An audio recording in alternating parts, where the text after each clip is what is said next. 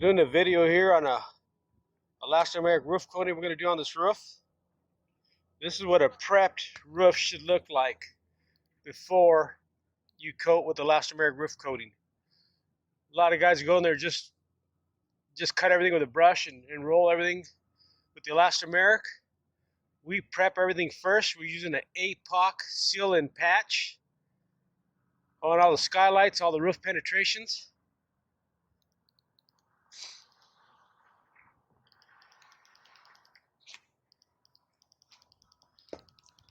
And this is what it should look like before you coat it. It should be prepped first, not just rolled. We pressure wash this roof, and when we patch it, they'll be rolling this roof out today. So we'll be doing 2 coats of Cool Max Uniflex roof coating. We should be good to go. We get them a 2-year workmanship warranty on leaks. If they have any leaks, they're covered for 2 years.